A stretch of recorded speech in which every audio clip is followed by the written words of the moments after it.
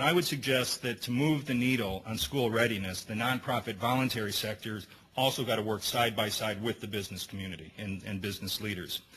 These kind of partnerships are obviously critical to the work of United Way and our mission at United Way.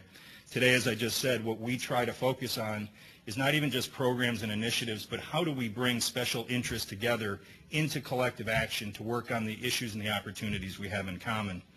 United Way sees early learning as one of the cornerstones to community success. The long-term social and economic benefits of early childhood investment are clear, though making sure that young children have what they need to come to school ready to succeed, in my estimation, is only part of the solution. What our system of more than 1,300 local United Ways has learned through this work, and that's what I want to speak to you about today.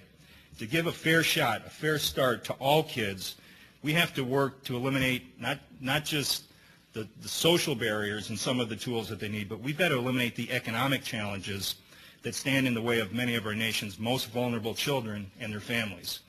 I would say that's especially true for minority kids, kids who their first language is not English. And obviously, you can think right now of the fact that Latinos, Hispanics are the largest minority in the country. But the same is true for Hmong kids in the Twin Cities. Same is true for Southeast Asian kids in Madison, Wisconsin, and all across the country. That it's going to take us to think even differently and more creatively to make sure that we engage all of our kids. The financial stability of families has a profound impact on young children's school readiness. As Jack Shonkoff's work has shown, stressors like poverty, absent parents, or homelessness weaken a young child's brain architecture and the foundation for success. It's the nation's poorest children who are most at risk, the furthest behind in school. By the third grade, many are already on the path to dropping out.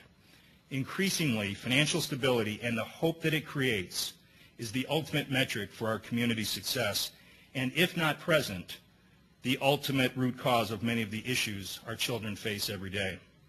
Again, these are challenges that can't be met alone. I also want to leave you with some examples today, concrete opportunities that can be replicated in any community. As you've already heard from Charlie's remarks, your local United Ways or other community partners, not always United Way, are probably already at work on parts of this, but they're going to need your help to strengthen it and finish it. The corporate community understands the concept of investing for long-term value and return. Across the country, United Ways are engaging business leaders like you in tackling these important issues. But many are doing this through United Way initiatives like Success by Six. And in fact, as Charlie mentioned, Success by Six was started by Jim Rainier in the Twin Cities. Today there are 350, as Charlie talked about. One of the things that we think about in terms of the Success by Six network around our system is not just the work of early childhood specifically, but we think about it as a change agent. Because in every one of those coalitions, you've got business leaders with providers and public sector leaders and so forth. So the question is, how do we leverage the coalition as much as how do we work on the product and the content itself? Business leaders are a major part of fueling that change, obviously, whether it's speaking out to recruit other business champions, leading workforce preparedness commissions, or advocating for early childhood programs, policies, and budgets. Business leaders are connecting the dots for policymakers between early learning and America's long-term economic success. I would tell you that just observing these coalitions around the country, when we see the most success in terms of advocacy and public policy, testifying to committees and so forth, is when a business leader is sitting up there with others that care deeply about these issues.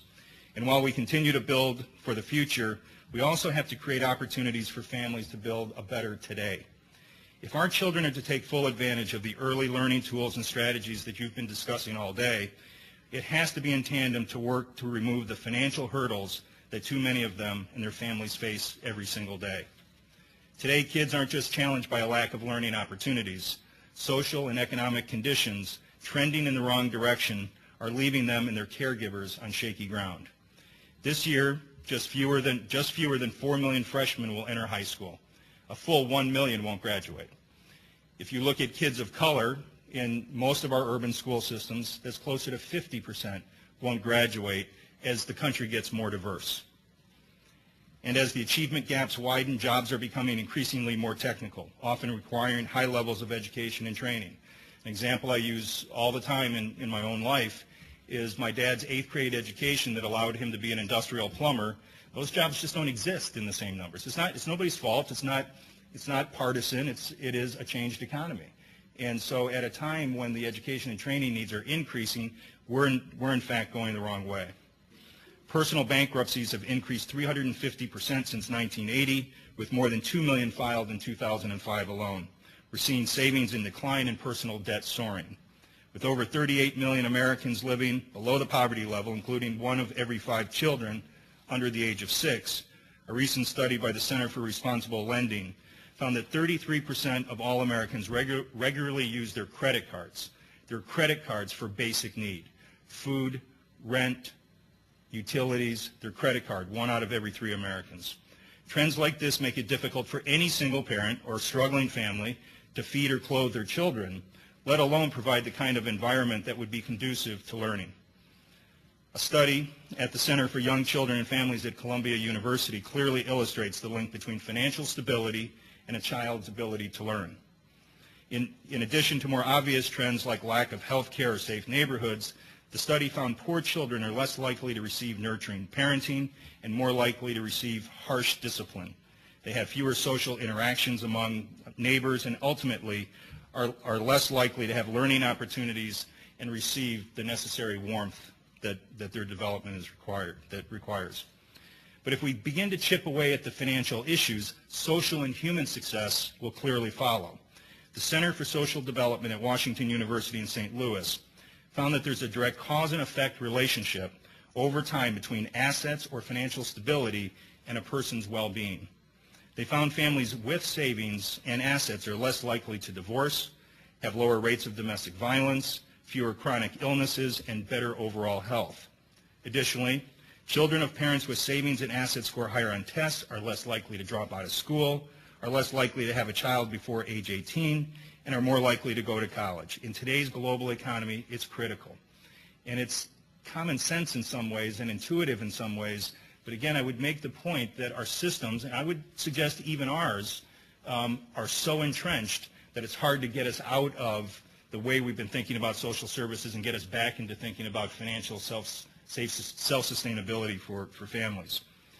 And if kids and families are then able to make the most, if kids and families are able to make the most out of early childhood development investment, the Economic Policy Institute adds higher employment and earnings, less welfare dependency, greater government revenues, and lower government expenditures to the list of those long-term benefits. So how do we realize this? How do we work in communities to make these things a reality? Let me share a few examples. Throughout our system, we're increasingly reframing our work to support personal well-being and financial stability for all individuals and families in our communities. Certainly, influencing public policy is critical, from bold initiatives like to establish savings accounts at birth for all of our kids or increasing early Head Start. Additionally, this work could include providing more support for individual development accounts and other asset-building strategies. In each instance, we can only find success by working across sectors and across communities. Now, a few United Way examples. One from Columbus, Ohio, that I can't take credit for, but I was there when this started, and so I know it personally. This is a community where too many kids don't get a fair shot from the start. Families face a declining job market. The numbers of uninsured single mothers and children are on the rise. And in Ohio itself, nearly 18% of its children, all children, live in poverty.